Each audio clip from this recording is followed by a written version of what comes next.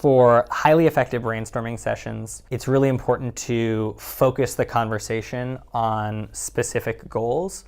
So the worst way I've seen people do brainstorming sessions is like bring 10 people into the room and say, let's just talk for an hour about how we can grow the business. And you talk for 10 minutes about acquisition strategies, 20 minutes on retention, then you go to referrals, then you're back to acquisition. It's just all over the place. Get really focused on a specific metric and then go deep on that. So spend an hour thinking about how you can increase referrals. And then do a separate hour on activation rate or whatever it is.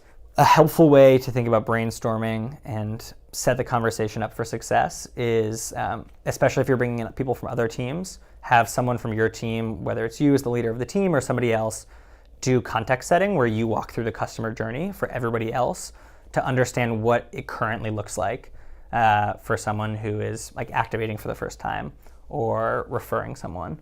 That's really useful. You can then see what does the current experience look like and gives you a nice way to visualize what it looks like now, and then you'll very quickly see like areas of opportunity to improve, whether it's like the way that you ask people to refer their friends or the message that they then send to their friends for referrals or what have you. So like brainstorming with your individual team and like other teams is one useful way. I think looking at other businesses that are in a similar space for inspiration. So go out and research what other companies that you admire are doing with their email marketing or their landing page optimization or their referral program, what have you. Look for best practices, talk to other people in the growth marketing world that do similar stuff. Like step one, it's great if you can just look at another company and try to extract best practices. Even better than that is like going a step further and like hitting up someone from Airbnb's growth team and ask them like, what do you guys do for referrals? And like learning from their experience is like very, very valuable. The goal of brainstorming is to maximize the generation of ideas. You've got prioritization next to then hone in and focus on the best ones. But I think it's important for brainstorming to you want to limit the focus to specific goals. You don't want to limit the ideas themselves or put boundaries on what are the different things, what are the different ways that you think you can affect a metric. Let people get really creative, think about all the different ways you can do that. If you then run into issues around feasibility, is this even technically possible? Do we have the resources or time for this, whatever? That stuff will get fleshed out in the prioritization process. But not putting limitations on it is where the big, crazy, bold new ideas come from.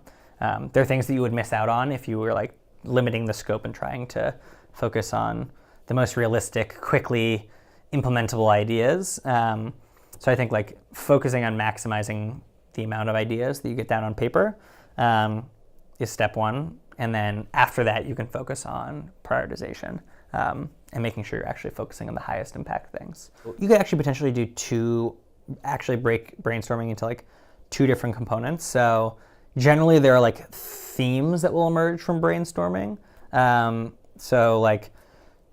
Your people won't necessarily come up with specific experiment ideas, but it'll be something like increased personalization in the onboarding flow. That's not an experiment. That's not a tangible experiment you can run. It's a concept. It's an idea. If you're doing a brainstorm around increasing activation rate, you'll have themes emerge like increased personalization in the email automation flow after people visit the site for the first time, or A/B test personalized copy on a specific landing page, or whatever you have, and then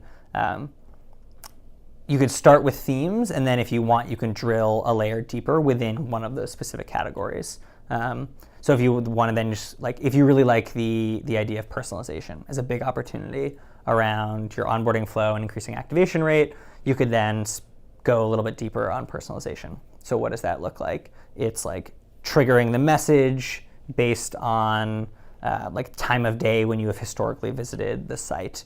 Or including name of the person that referred you in a referral email. There are a million different cuts of personalization. So I think you start broad, think about the themes, and then if you want, you can go a lot deeper and try to get to actual experiments.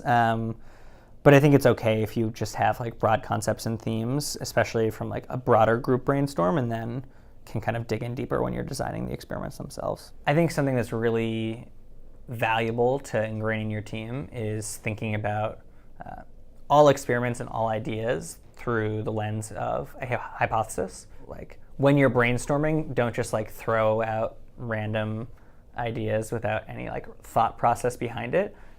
Formulating your ideas in the form of a hypothesis, wherein you say, my idea is that by doing X, we are going to see Y improval in a metric because of this reason, ensures that you're actually like formulating like logical, thoughtful experiments that are like testable, and you can actually, because it's set up as a hypothesis, you can test that.